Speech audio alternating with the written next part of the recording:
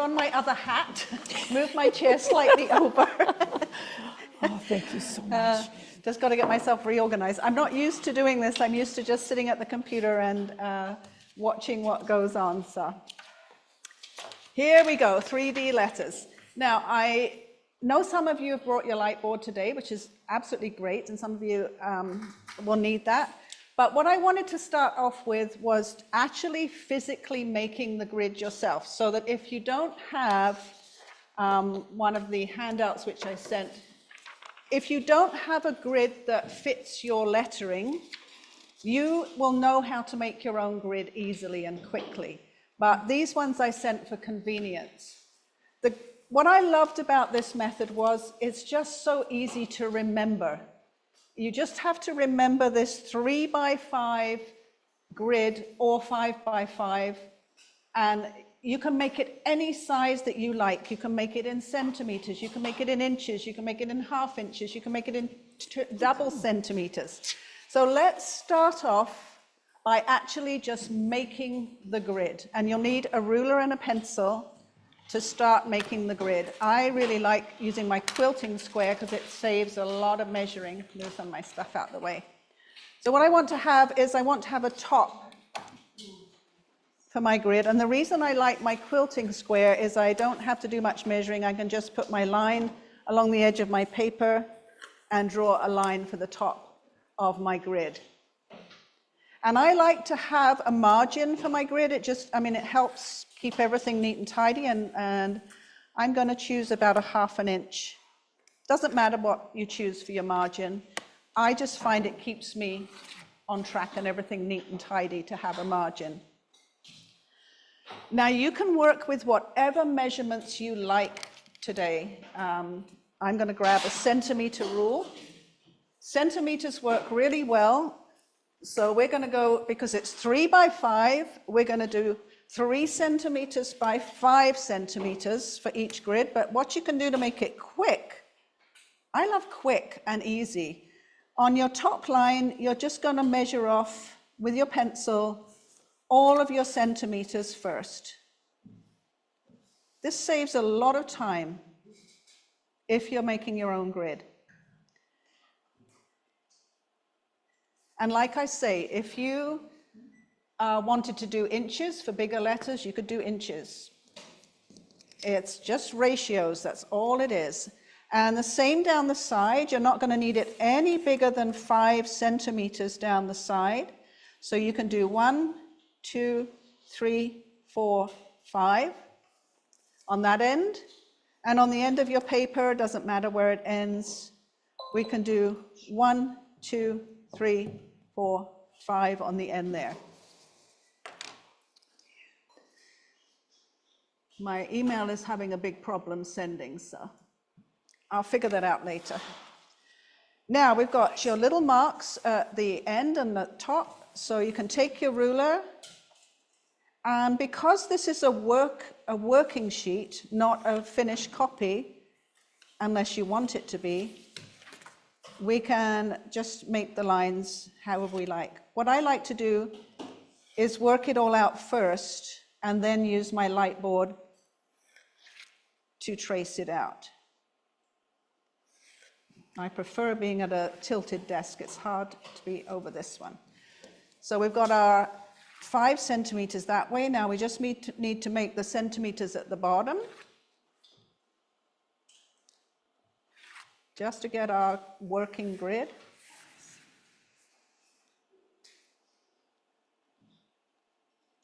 For some of us, this is the part that stops us doing the lettering, right? This measuring things out and figuring things out. We're like, no, I don't want to do all that. That's too much work. And then we're just going to connect those up.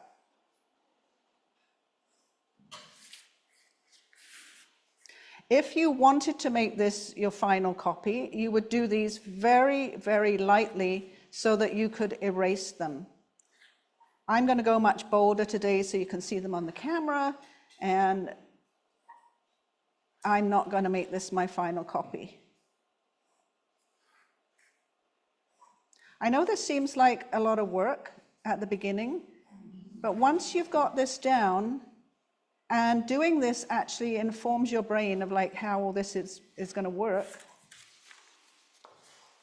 You've got your grids down.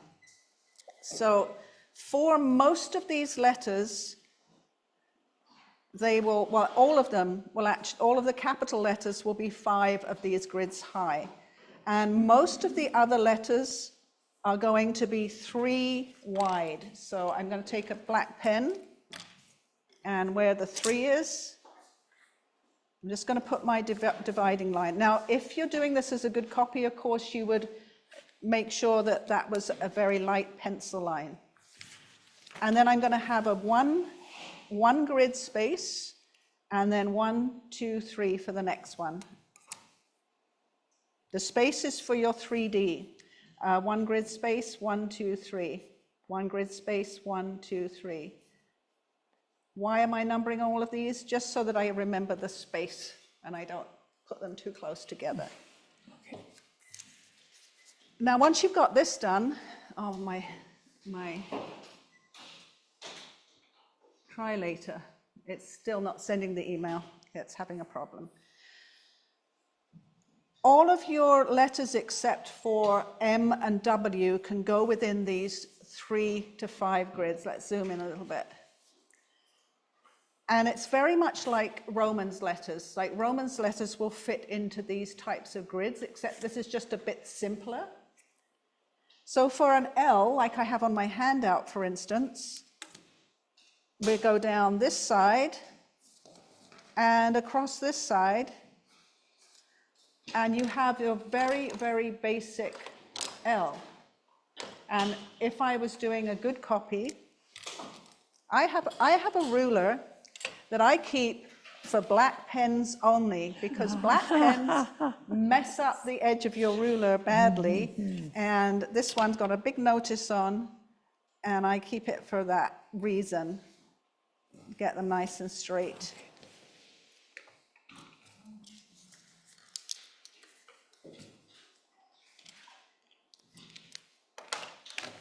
And then it's very helpful, if you're working on your letter, to actually remove your grid from within the letter so you can see your L. It's why it's kind of nice to have the black pen around it. And like I say, if this was your good copy, you would make sure that your pencil marks were very, very light. Make sure the microphone's on. Now, how do we do the 3D? For those of you that haven't got the handout, you don't even need it for most of what I'm showing you, but I've made a little tool. I love quick and simple rather than using something like a protractor or a ruler or something like that all the time. Quick and simple is me all over. That's why I like these letters. So to make a little 45-degree helper, I've got a 2x2. I'm multilingual. I work in inches and centimeters, whatever floats my boat. So this is 2 by 2 inches, and I'm measuring off halfway 1 inch on both sides, and I'm making a line across there.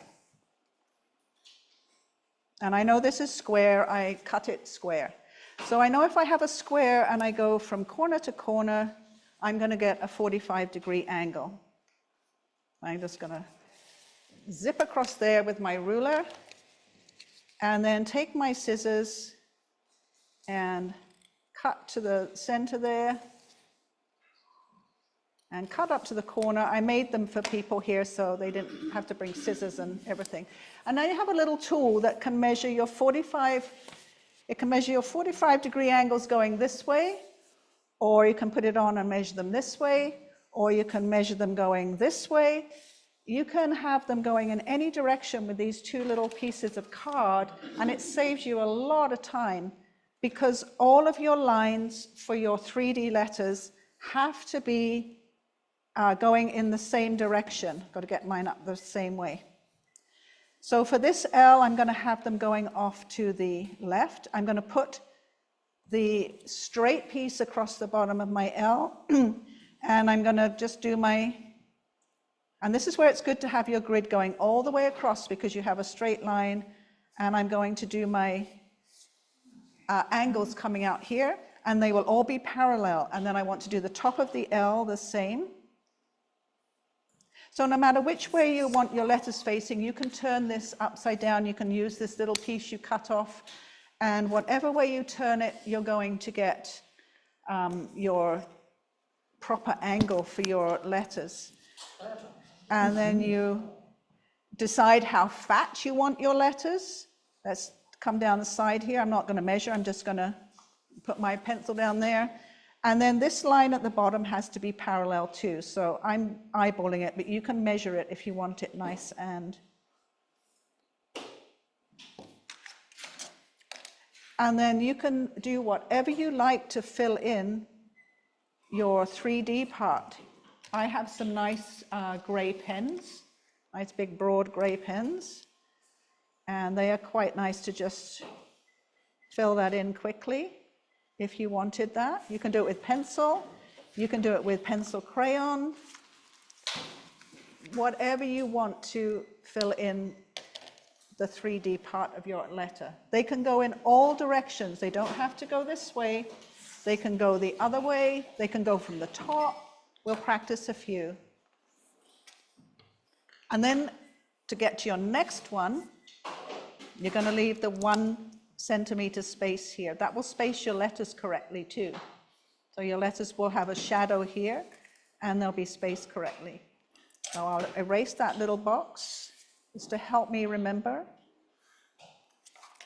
If you do these lightly with pencil and you erase everything before you do your ink and your pencil crayon, you won't see any of your grid if you're careful. So my least favorite letter to do ever is S. I find all the curly bits are really, really tough. So S is going to start off really, really simple with this one. We're going to have, it's going to be like a digital clock. I'm going to look a bit like a 5. We're going across here, down here 1 square, across here. And this is very much like Judy showed us for Romans doing the S within the box, except we were more curvy rather than square. So I'm doing it very, very bold so you can see. So you've got a very square S or a 5. Now you can do a little bit of curving. So you can curve the top of the S here.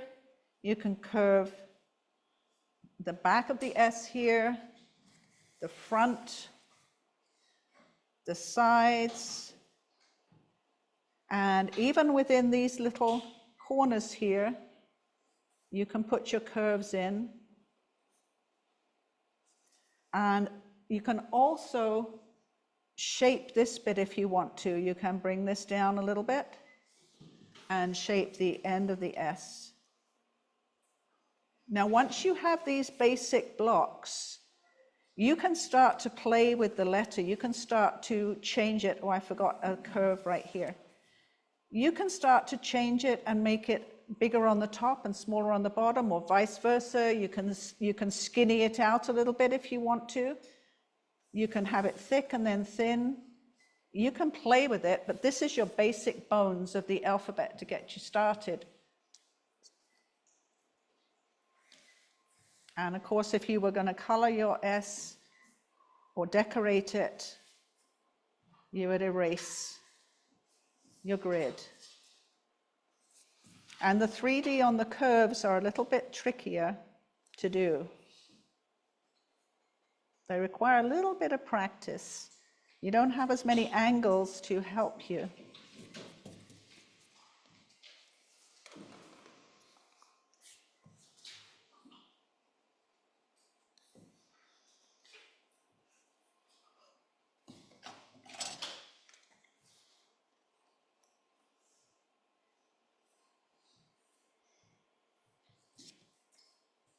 We have one angle from here.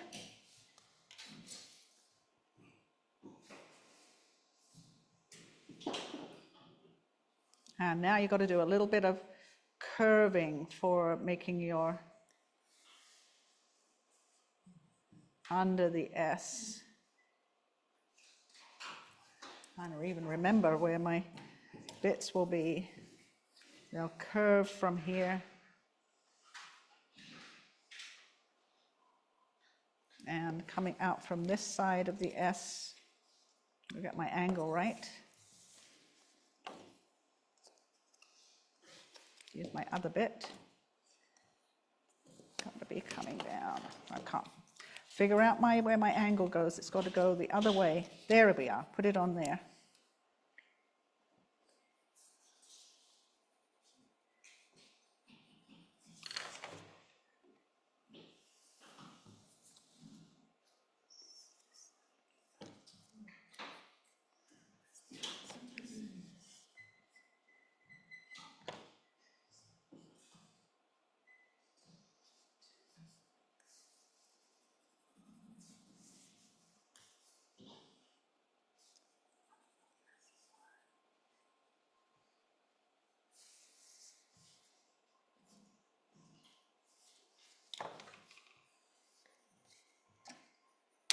Better eraser here somewhere.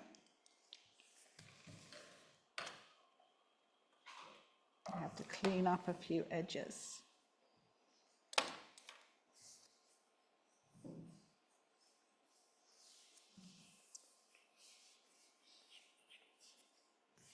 And like I say, these are your basic bones. You can start to elaborate with your lettering.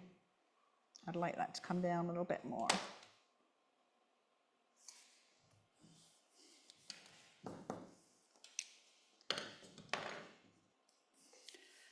And the nice thing is, if you have that 1 centimeter space between your letters, it gives you enough space for some of your blocking out, and then gives you a little bit of space between your letters.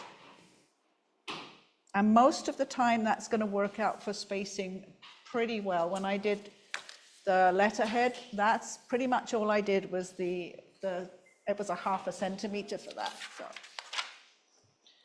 Oh, cool. I have the R on there. Of course, the R is another curve, so we need to leave a space. Use a ruler when you can for these. So all of it starts off as blocky squares. You can have your R going to wherever you want for your feet, but they will come down to your remaining 2 points on your square. And it's a pretty ugly looking R at that point, so you can play with your R and you can make it more beautiful, you can change it, you can make it more round, you can take it just outside of the boxy area if you want to. You can put a serif on it. And of course you would make this part rounded as well. Let's put a nice little serif on this one. Put a serif on the bottom. You can go a little bit outside your box if you want to. It's just a guideline. Just a guideline to help you. You can bring this up a little bit. You could bring this up way further if you didn't like that R being that low down. Give this R a little bit more style.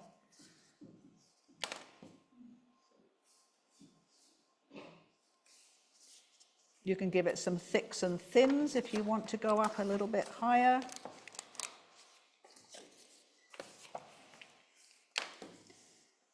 What's great is it's your ratio of 3 to 5 is keeping you on track with your letter size and forming the base, but then you can play and make it a little bit more elaborate.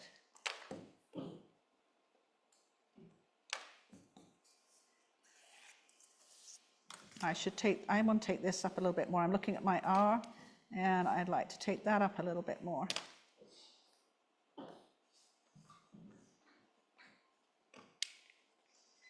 And I would never use my pencil this thick if I was doing this for my underneath one. I'd keep it very light, but Good thing is if you have your light board or some tracing paper, Okay. if you don't have a light board, tracing paper is great.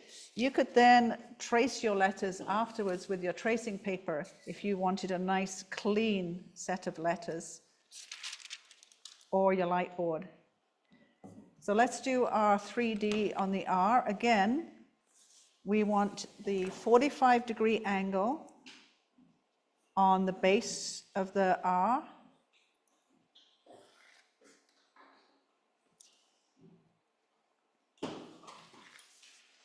And 45-degree angle from these little serifs here. And here. And then we want to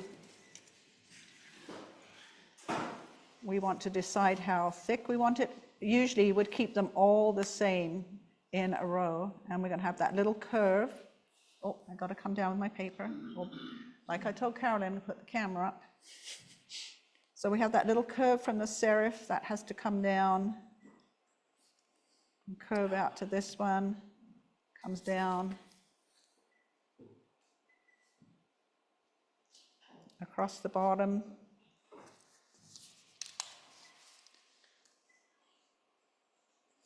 Meets in here.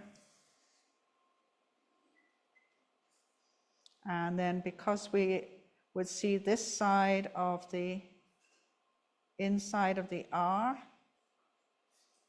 you have to get these 45-degree angles first before you join up all of your connecting lines. And then they should all connect with your angles.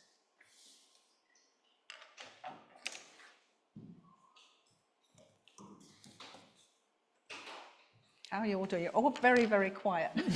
That's a good sign. You're keeping up. You're keeping up. I brought a few things with me. I've got a gray pencil crayon now that I'm going to use to color in. Just to show you, there's a variety of tools that you can use to shadow in.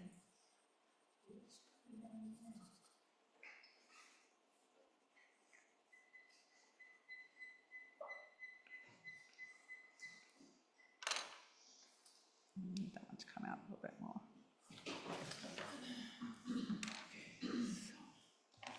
And of course, if you wanted to really, make your lettering stand out more,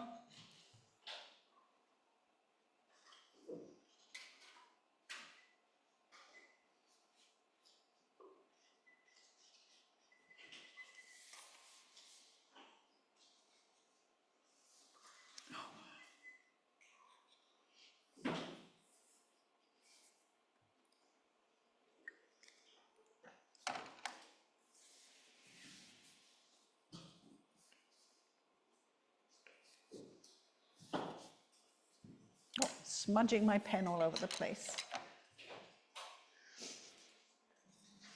I'm looking up to see how everybody's keeping up. I don't want to get too far ahead of you all.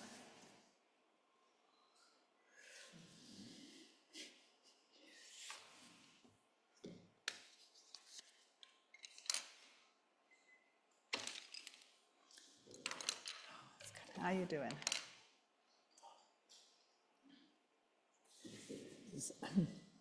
I'm looking at Lucy to get an idea I'm where thinking she it's is. very satisfying, like to watch it kind of. Well, what I love about this method is it's simple to remember. Like so many, I've got 100 different guidelines in my files, and I never know which one to use.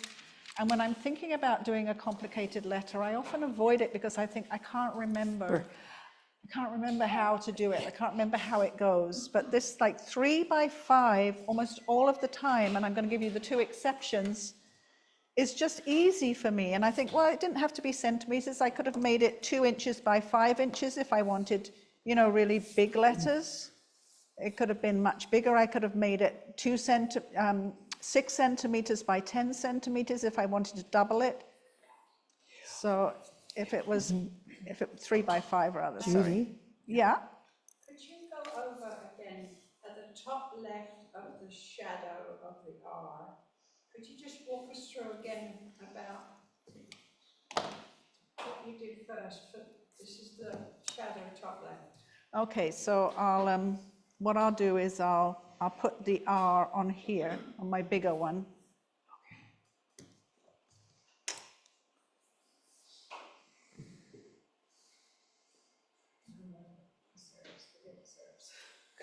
Oh, they're dramatic. I don't have enough camera. My camera's like, oh, I could zoom out, I guess. Okay, so. I could zoom out. So I'm going to put the part of the R here.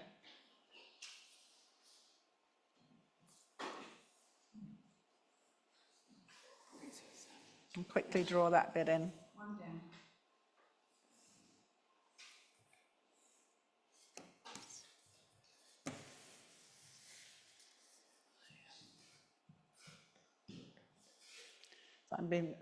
So because we have the serifs at the top and bottom, first you need to put your little tool on the top line, and you need to get the 45-degree angle for the top of the serif, and then you need to get the 45-degree angle for the bottom of the serif, like here, both angles, and actually here too. They're going to come in. And the same with the base here. We got to get, the lines have to be parallel for it to look correct. And these have to go on first so that everything lines up correctly. So you've got to have those angles on. And then you decide how wide, let's get rid of this line, how wide do I want my block to be? So let's pick this width here, which is about 1 centimeter here. And we have to have the same on the side, so let's just check that. It's about 1 centimeter, so we need to have about the same on the side.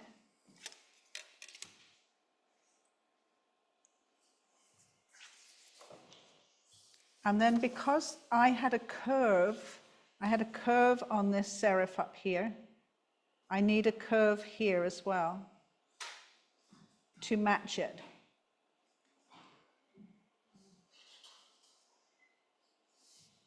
If it was angular, I could go by the angle line. I could come in with the angle line if it was angular, but I had a curve, so I matched the curve. And then down here we need the same. Hang on, let's try. Yeah, okay. Does it matter can you choose how deep you want to make the? You can absolutely choose how deep you want to make it. I could have made this letter this deep, but if I made it that deep, I'm going to have to come out a little bit further with my serif, you know. Okay. I was limited at the moment by how big I made the serif on there. But if I wanted a bigger block letter, I'd have had to make it bigger. Oh, skinny.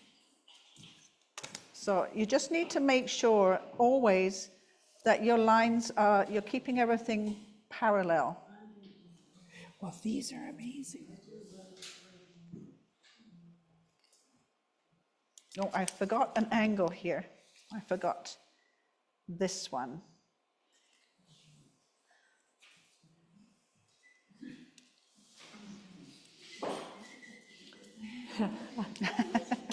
You okay? The people who do drafting are looking very happy. Yeah, Chris has got all the tools back there. She's doing great. She's got the mathematical mind. Well, this is partly why I wanted to do you making the grid first. It's really important when you're learning something that you actually physically know where everything starts from. If you just put a grid underneath your lettering, you've missed a crucial step. You can, like, after you've learned this step, you can put a grid on your light board, you can make a grid, you can use a grid, because you understand where the grid has come from and how it's spaced as well. It looks fantastic once you Well, Yeah, so once you have this side on here, You can, and the base can be wider than the side because you're looking up at this letter. So quite often when you're looking up at something blocky, you see more of the base than you do of the side because of perspective. So sometimes you have to kind of go by where does this parallel line hit? Where does the parallel line hit the 45-degree line here? That's your key. So that has to be your key for your base. And then this line here has to be parallel with this line here. That's why you have to have your 45-degree lines in first, so you can find your corner of your base or the corner of your top. It can be up the other way. It can be left, right, top to bottom, any way that you choose. And then this one here, coming out this way, has to, if this line is parallel here, this line has to hit your 45-degree angle, and it has to be parallel to this line. So this line and this line have to be parallel. And this one and this one and this one and this one and this one and this one. It's keeping stuff parallel, that's the key. When you have a curve, that is much more difficult because you have to do a bit more drawing in the curve. But you just have to remember that for this letter, you've gone to the left and underneath, left and underneath. You just have to remember that's where you've gone.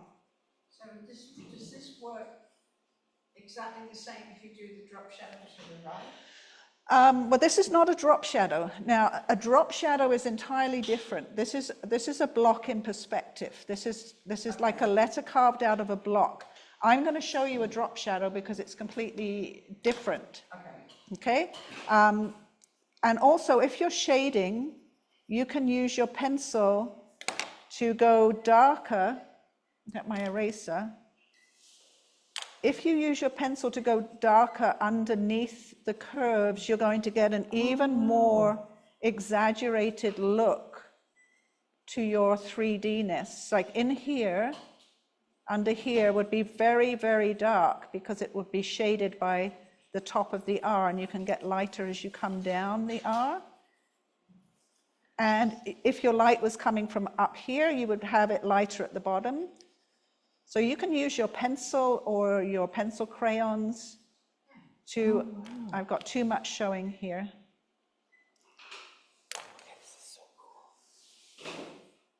You can use them to give the 3D effect even more drama once you start. If you can see, I brought a little blending tool too. A little blending tool is really helpful to get these letters looking shaded and in perspective. So anything underneath here would be shaded by the top of the letter. So you'd have more shading. And then if you're using a pencil, you can blend it in with a blending stump. If you're using pencil crayons, you can actually buy a blending wax pencil crayon that blends for you. I bought one at the VIU bookstore over here. And it's just a pencil crayon of wax that blends your pencil crayons beautifully. Is that what you use it? My one is made by Prismacolor, but it was a few years ago when I went to the VIU bookstore in Duncan. They had them in their pencil crayon little stand, and it's just a blending pencil. It looks like a cream crayon. It looks like a cream crayon, yeah, but it's clear wax for blending. Iron Oxide has probably got them. I haven't checked. I bought one there a few years ago. Oh, Caroline bought one at Iron Oxide, so I'm sure they have them. Now, this was a bit of an impromptu R. It's a bit tall and a bit weird on this side, but it was just to kind of show you how you include the curve of the serifs there, and you can take the corners off. I'm going to do one more that has an interesting shape to it. Let's zoom in a little bit. And then I'll show you the 5x5s and the 4x4s. Diana's got some squeaky erasing going on over there. I'm glad I bought a few pencils because mine's getting a bit dull. Yeah, it's nice to Okay, have time. I lost my train of thought for just a minute there. It doesn't take much to throw me off track. Yeah, we're going to do another letter because I wanted to show you another thing you can do with the letter. I thought I had a picture of it somewhere, but I don't know what I did with the picture. That's disappeared. We'll figure it out. We'll do a T. A T is easy to demonstrate it with, so I'll do a T because it's very simple. I don't want to overtax my brain. So again, we're... It's in a 5 square box. No, we'll come to that in a minute. We're still in the 3 by 5 box. So the next little, you should have another little box at the top here. Whoops, pencil is having a fit on me. I'm not using my ruler. I'm being a bit lazy. But if you were doing your good copy, and I was doing good copy, I'd definitely get my ruler out. Now, I just want to show you something a little bit different with this one that you can do. You can put a triangle at each end, and of course this would be at 0.5 of a centimeter. If you want to be accurate, you can measure it. But I'm going a little bit impromptu here. But honestly, if you wanted to be accurate with this, put a little mark at the 5 millimeters. And then you're going to join those 2 tips of your triangle with a line. Okay, you need me to slow down? Okay, slow down, Caroline. I just heard, I see from the back. I had a picture of one of these, and I don't know what I did with it. Oh, here it is. It's okay. I found it it's on my sheet here. I did an E. Oh. And I'm going to show you the drop shadow on this one. Oh, wow. Rather than the block. So if the T So for there's this a one- block or a drop, and this I'm going to show you the drop for this one. I'm just going to get rid of some of these lines. Okay. So it's as if this T is made of angular iron bar. So imagine this T is made from pieces of angular iron bar or angular wood or something that looks like this. So we're going to have the bottom of the T coming up again at, it would be at 5 millimeters, 0.5 of the centimeter, or your 1/2 inch, or whatever you're working on. And here too, you're going to make a line halfway through your centimeter and put your angle here. And then you're going to join your 2. Okay. Okay. So, And then you're going to join your 2 pieces. And remember, you're imagining, you're building your T with these pieces here. These are the pieces you're using to build your letter with.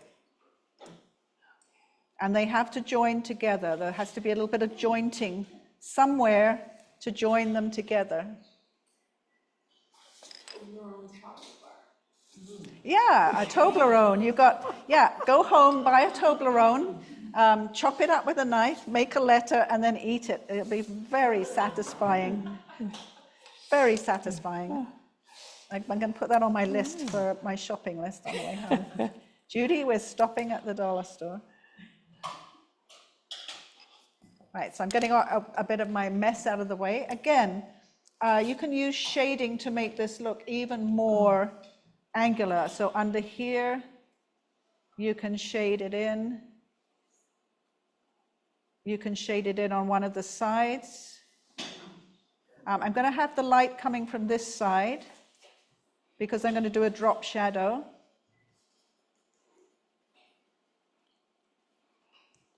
Where it's closest to the join, it's going to be darkest.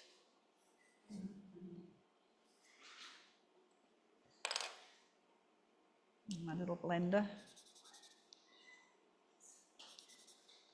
These little blenders cost almost nothing, iron oxide. I'm sure you've all got one. I always have loads of them.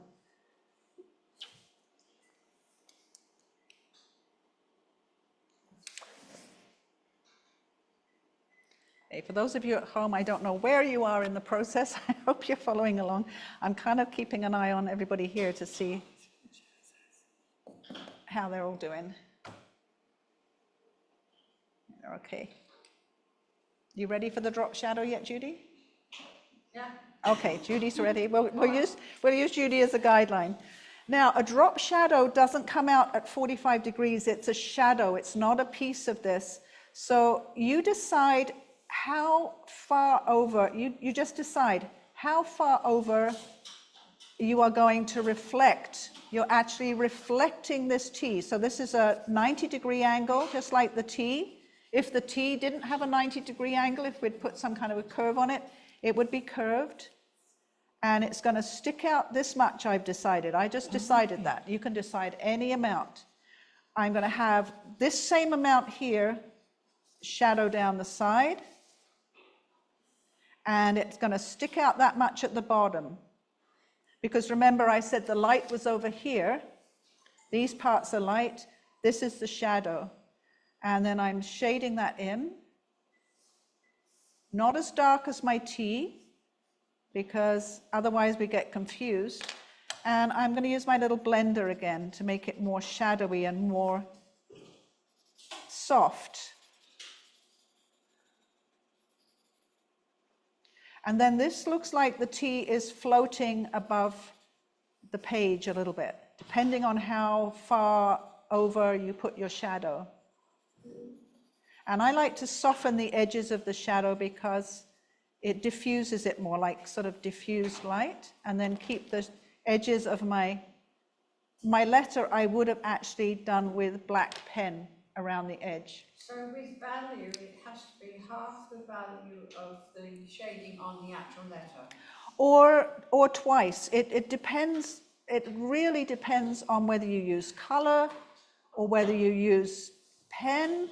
I'm just going over with black pen because I would definitely, if I was doing this, make sure I had nice, sharp black pen edges on the letter and nice, soft edges on the shadow. Usually the shadow is going to be a little bit lighter than your dark edge here.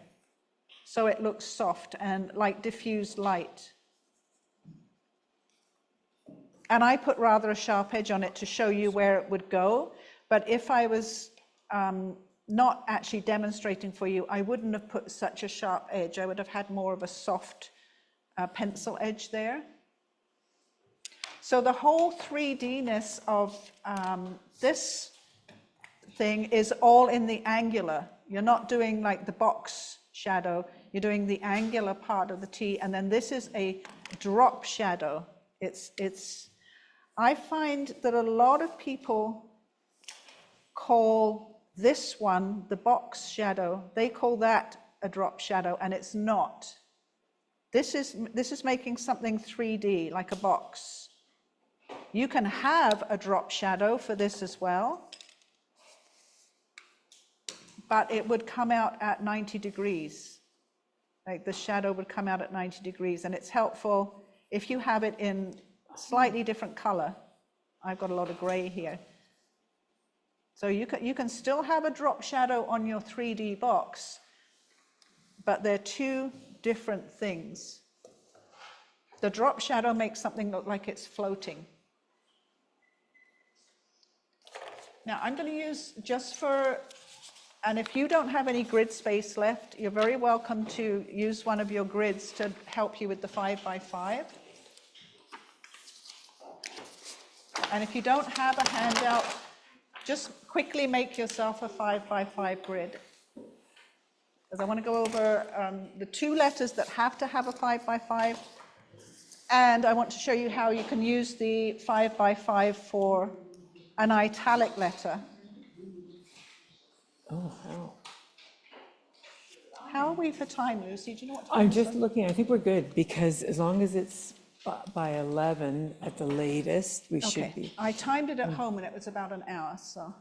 Yep, you're still, But of course, I'm not allowing for waiting. no, and I do keep checking, but no, I say, and everyone's still really quiet, so I'm like, this is good. Okay. I know some of you are probably not quite caught up, but you can catch up at home. It'll be on the video. I'm just checking it's still recording. It'll be on the video. And you can look at my notes. My notes, I think, have, you know, everything explained, I think. I left in a lot of my construction lines. So 5 by 5 is for the M and the W, which are just reverse of each other. You can also use it for the O and the G and the Q if you want to. Like in Romans, you can have a big square O in Romans, or you can have a more narrow O or Q in Romans. That's just personal choice when you come to do your alphabet. But I have to tell you right now, the M is quite complicated. So buckle in. We know. Buckle in. You're going to start where 1 crosses the 2. And you're going to start over here where the 4 crosses the 5. I find making a little X for myself on my practice copy helps. And it's going to come to this corner and this corner. Now, the lovely thing about having the grid is you always stick within the grid. Everything's like 1 centimeter. And you're going to need your ruler or something straight. You ready? So you're going to go from this line between the 1 and the 2 to the corner of the 5 to give you your angle for coming in for the M. And of course, you don't have to come in at that much of an angle, but this is a great start. And then you're going to go to the other side of the 2, and you're going to come to this corner here. So it's still 1 centimeter wide. We are just angling it for the edge of the M. So you're going to bring it in like that. And if you turn this upside down, you get the W. It's exactly the same both ways up. You're going to do the same thing on this side. You're going to go from the 4, 5 to the first corner here. Do the same thing in the reverse direction from here to here. So they're both still 1 centimeter wide.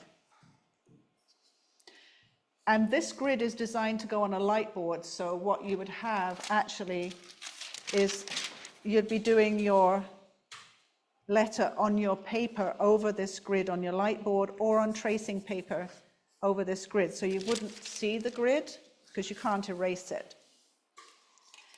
Now the two centers for the M, I have to make sure I do this correctly. The centers are going to be at the bottom of the 3, right here. So you're going to have to end up at the bottom of the 3. And you end up with a lot of lines. So you're going to go from your first corner here. Let's zoom in a little bit so you can even see it better. This first corner by the 1, 2, and you're going to go over to this one here. And then you're going to go to the other corner of the 2. This is where it starts to get confusing. And you're going to come down here. Starts. So now you've got a lot of lines, right? Yes, it gets tough. Okay. But you have to remember where you start from. And then over to the 5, and back to the second one here. Okay, Yeah. you can number these if you like, or let's do A, B, C, D, E, F. So we're going from 1 to C, and 2 to D. Okay. So I'll extend the line so you can see the extension.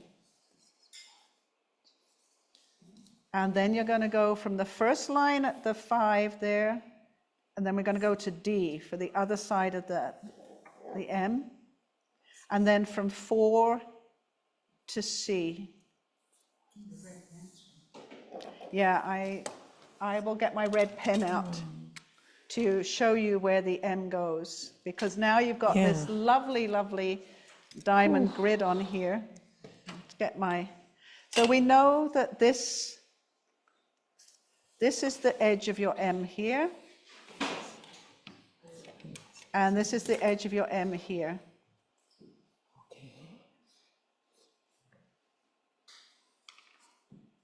And this is the bottom, the bottom, the bottom.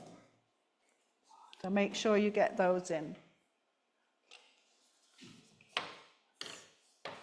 And we have a top, and we have a top. Here and here, we've got a top and a top, there and there. That helps start to see your M, right? Mm-hmm. Now we have a triangle in here.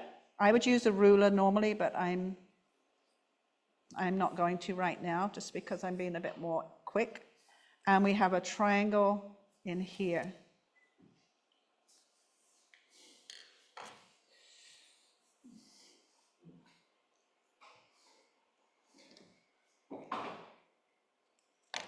And if you know, had done this over a light board, lightly in pencil, you would erase those confusing grid lines that are in there. It is one of the toughest ones to actually do, because you end up with a lot of confusing lines. And of course, if I turn this upside down, I've got a W. It's exactly the same up the other way.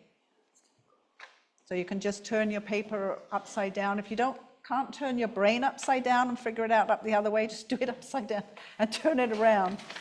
I think for me that would be easier. And then I'm going to show you the box shadow going an opposite direction. So I got my little 45-degree planner here. Now, is this a 3D shadow or a box shadow? This is a box shadow I'm going to show you, yeah. I will do... Judy thought this was going to be easy. Judy's like, I know Romans, this is going to be a breeze.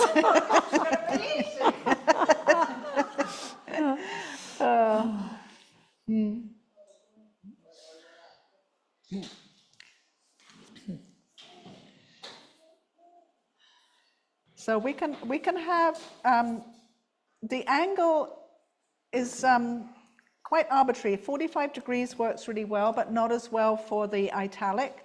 So I can put my little measurer thing on I can either put it on the straight line here to get my angle, or if I want a slightly different angle for my M, I can put it on this one. But let's keep the straight one for now. And we need to have those, I'm going to do the box at the top instead of the bottom now. So we need to have our angles coming off that way. And I have to get my brain thinking upside down. Yeah. Well, see, a little bit of cardboard and a pair of scissors, and it saves a lot of work in the end. You can make it so easily. So I've turned it upside down, and I'm getting my angles at the bottom here. I'm going to go with the 45 degrees here. So I've got all of my angles coming off of the M. How you held your thing for the bottom? I had it this way, that way. Like, the lovely thing is you can flip it over, and then you've got this bit that you cut out that you can also use as well if you want to, you know, if you don't want to flip it over, if your brain gets confused, you can use this bit you cut out as well and flip that any way that you want. I find it so much easier than getting out my protractor and continually like measuring a 45-degree angle, which is a pain. Oh, nice mess of graphite on here. That's this gray mess. Okay, so. Judy's worn out. We're going to have to have a break pretty soon.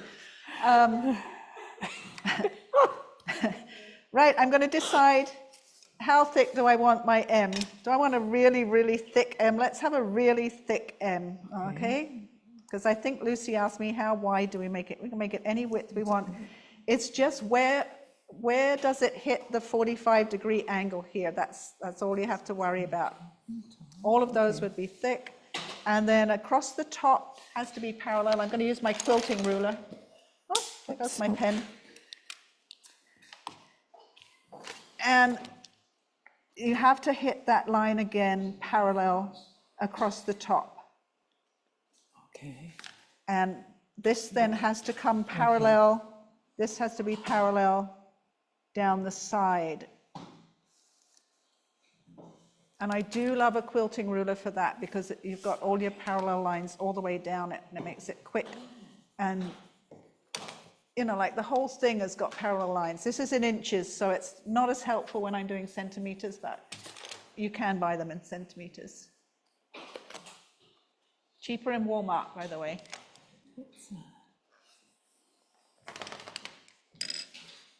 So let's grab another of my gray pens. Every time I see another gray pen, I go excitedly buying it. This is a Pip pen, light indigo. It's a lovely brush pen. Oh, cool. So if you're doing Caroline's lovely brush lettering and you want some shadows, these lovely Pip brush pens are very nice, and they come in all kinds of grays. They have a huge variety of cool, warm grays. We got our big block M, which looks even better once it has no grid lines on it and maybe some color. Are those gray pens just sold for shadowing, or? No, the Pip pens come in every color for brush lettering or brush work, or they're beautiful. Faber-Castell, and I know iron oxide has a huge range of colors. They're waterproof, it's India ink, and they're only, I think they're like $3 or something. They're not. I was just wondering if they separated the gray ones out specifically. She does. In iron oxide, she has all of her gray ones at one end of on the right-hand end of the shelf. So, and she has always had a pad of white paper. You can try them all out. I always try them all out and see which one I like. How many minutes from here is iron oxide? How many minutes from here is the question. It is. It's a happy place. It's 45 minutes exactly, because we drive it every month. And we know that we get to that gate 45 minutes. Yeah. And it's worth the drive, I tell you, but take lots of money. I like your tip about darkening in the deepest parts. Yeah. There's a Yeah. this is a primer. This is the basic course. You can, of course, you can embellish these letters. You can make them more Roman. You can make them thinner, thicker. You know, I sent you a handout with. Let's bring that up and zoom out a little bit again.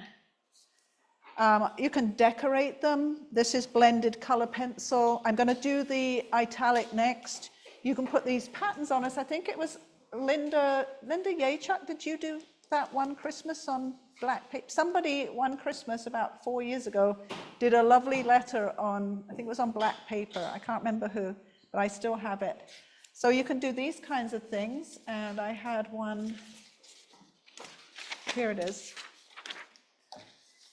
So here's where you can, I've just done a 3x5 G on this one here, but I've taken it out a bit and made it much more Romans by adding more shape to it, thinning it out, giving it some serifs. So once you get your basic block there, then you can carve at your block. It's like carving away at the block and carving out shapes and rounding out shapes. Like this little bee over here. Now this is a half size. This is 0.5 of a centimeter, 3x5. You could definitely like take the bottom of the bee out bigger if you wanted. You could take it higher if you wanted. There's a lot you can do once you get your bare bones of your alphabet on your paper in the right spacing. So the next one we're going to do is the italic look. And that's the only variation from the 3x5 or 5x5. We're going to go 4x5 because we need an extra box. And if this is too much, you know, just stick with the 3x5. I got a little thing on how to make your measuring tool here. And if you're doing the box shadow for your italic, sometimes 45 needs to go to more like 50. It needs to be a little bit deeper. Let me get my 45 here. I think I stuck with 45, but I did find that a slightly deeper angle for the italic worked better. And so italic is slanted, is that? Slanted, yeah. Okay. Well, just slanted, yeah. I guess I could use the word slanted. Well, they would be beautiful. Yeah, I haven't. No, I don't have time for quilting anymore. I've got half a quilt sitting somewhere. Or even banners, it would work in large. Yeah. Anyway, I didn't give you a 4x5 grid because I thought, you know what, you can just do 4 of the 5 grid for the italic if you wanted to. We've got enough time to just finish off with the slanted letter, I think. Yeah, like Yeah. 10 minutes-ish? Okay. How many pieces? So Yeah. the reason you put your extra one on is just so that you have, like we did for the M, we're going to slant the letters over, but we're going to slant everything over. So we're going to do an N, because the straight letters are much easier. I know I haven't put many rounded letters on there. I did put an S, but you get how you can kind of put the straight letter on there, and then you can round it out a little bit. So for the N, You're off the beat. oh, sorry. I need to move the camera a little bit. There we go. For the N, you're going to start again like you did for the M, where the 1 comes to the 2. And we're going to do exactly like we did for the M to start with. We're going to slant the first line over, and then the second line over, just like we did for the M, like this. So I'm going to color it in so it makes it a bit more obvious. You can actually see where the lines are going to go. And then we're going to have to parallel that for the other side of the slanted N. So we need to have this one and this one. I need to make sure I go to the right place now. So we're going to go from here to here and here to here. I'm pretty sure. Hang on, I have to think. Yeah, I have to really think because... So we're going from the 4th to this one, and this one to this one. And I'm going to color it in again.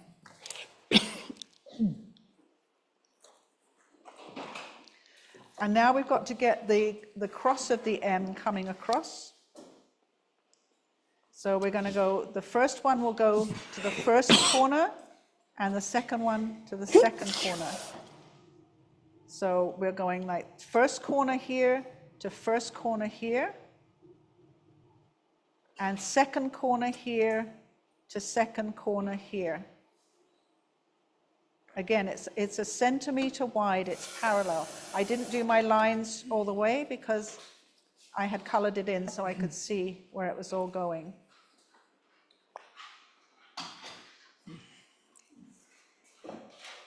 And again, it's a very basic block letter. You can work with that if you wanted to make it more fancy.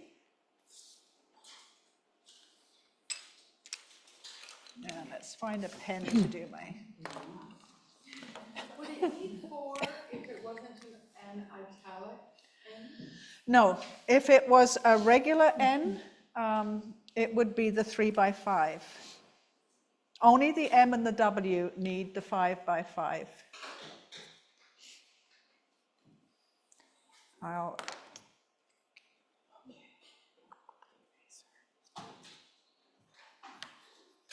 And so this is not a drop shadow on your example on the E and M. That's called a perspective shadow. Is that what you're saying? Well, I call it a box shadow because you're making a box, yeah. So I'm just doing a regular N in the 3x5 box. So a regular N in a 3x5 box would stand upright. You do the same procedure, you know, the 2 sides and then the corner to corner, but you keep it upright. You don't slant it over. You need the extra box. Every time you slant a letter over, you need one extra box.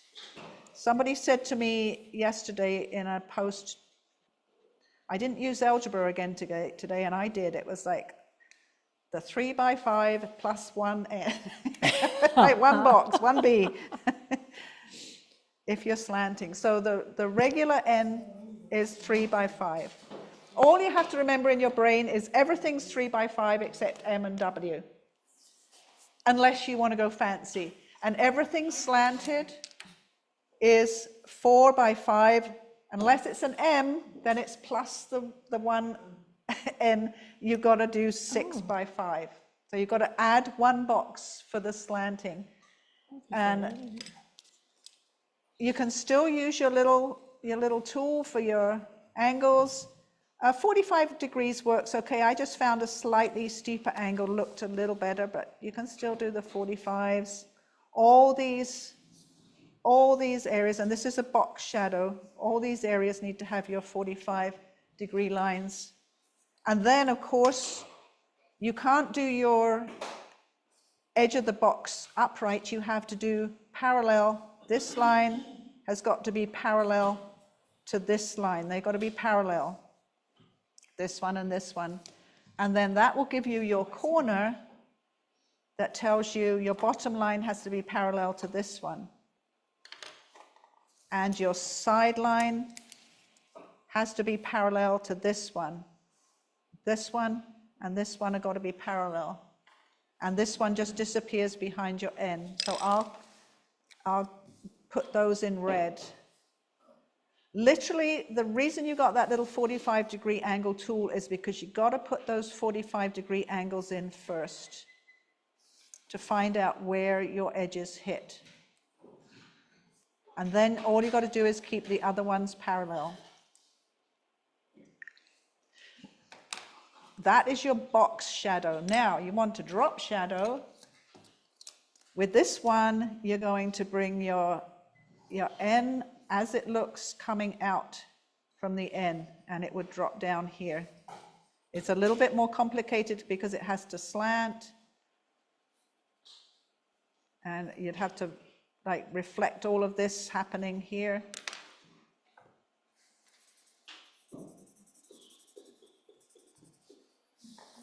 And that would be your drop shadow. Oh, it's up here. So it comes over to the side. A little bit ugly, that one. Okay. That would be the shadow. Just try and remember that one's a piece of a block and one is a shadow cast by the block. So if you've got a block, it's going to have sides to it, and that's going to cast a shadow. And the angles will be different for a shadow to a block. I should have moved that over a little bit more. That should have gone over a little bit more. Everything for the shadow gets moved over away from the light source.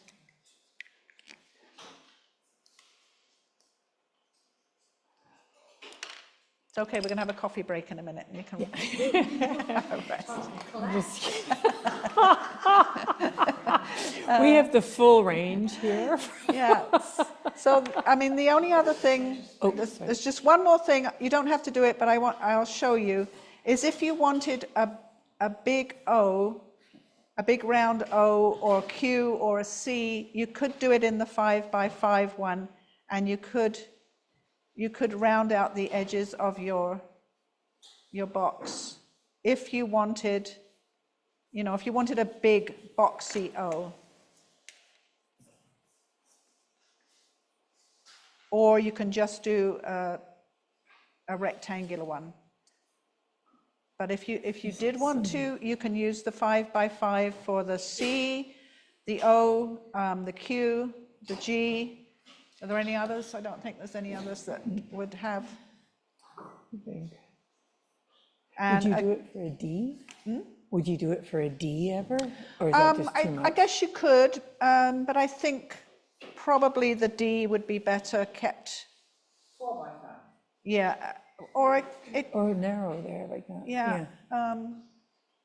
Like this is in the 3 by 5, but you could definitely go outside of the, you could curve outside of the 3 to get a more curvaceous D. And like I said, this is just an absolute base. This is just capital letters. I'm not going to go into lowercase. Lowercase would be square boxes, you know, it would be, you'd be more stick and ball for the lowercase letters, and they'd be in square boxes. There's a lot of curves. Yeah, because there's a lot of curves, and most of them will fit really nicely. This is an A, by the way, if you're wondering.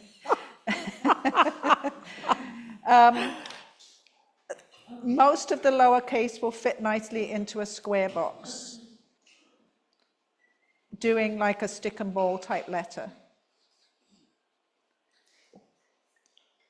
But the thing is, once you understand the steps, then you can start to go outside the box, literally.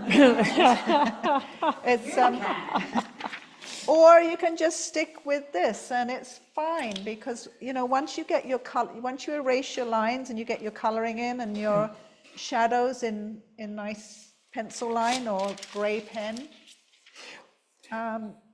Well, and this, like just a single letter, like the first letter of someone's name Someone's name, yeah. would be enough. Because the thought right now of doing more than one letter is a little active. But yeah, but just doing one and making it a, Yeah, would a be- feature. And I actually, when I'd finished doing all of this and getting it ready, I thought, well, I could do the heading in 3D letters. You know, I could. And it actually went quite quickly once I had done all of this work, getting this ready and figuring out how the grid worked. I was like, oh yeah, that won't take me a minute. And it literally didn't take that long. Once I had got this all figured out, and I drew a grid across here and quickly colored it all in. I put a little bit of highlight on it, and it really was, my brain understood how to get that down quite quickly for a heading.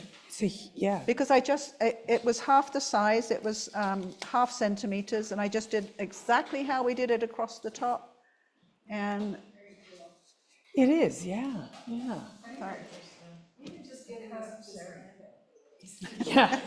but I did include the grids so that you can reprint the grids and use them on your light box if you don't want to be printing them out every time. And 1 centimeter between them is a good spacing between the letters to get, you know, to get some 3D in there and get a bit of a space. But then it's always good on your light box to work out your spacing, or tracing paper. You know, if you don't have a light box, tracing paper works great. I love doing tracing stuff. paper. Yes. There is online a site called Printable Paper, and I have used that for all kinds of stuff. Thank you. I'm gonna. There's free downloads if you don't want to do the initial squares and stuff, and you can. Okay, printable papers. Jeanette Or says. something very close to that. I mentioned Okay. it before, but you could, your graph paper. So Jeanette just said online there's something probably called something like printable paper, and you can get graphs and different things. So there you go. So, Just grids and things. and lines, do lines and Well, for Violet's class, we started off using graph paper, which is usually a blue line. And I just picked out a graph paper that was the same as the one she had, the one that I was using. And I just printed it up in black. You know, I just downloaded it and printed it. Right? No. Yeah, see, here's my worksheet. There's my worksheet for figuring it out. And there's my N that I was looking all over for. Couldn't find it, turned up. Yeah, I found 55 degrees was a better angle for the italic to make it look a little bit more slanted.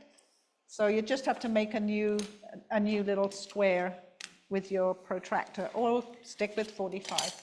Anyway, there you go. I hope that wasn't too taxing on the brain. Oh, you're welcome.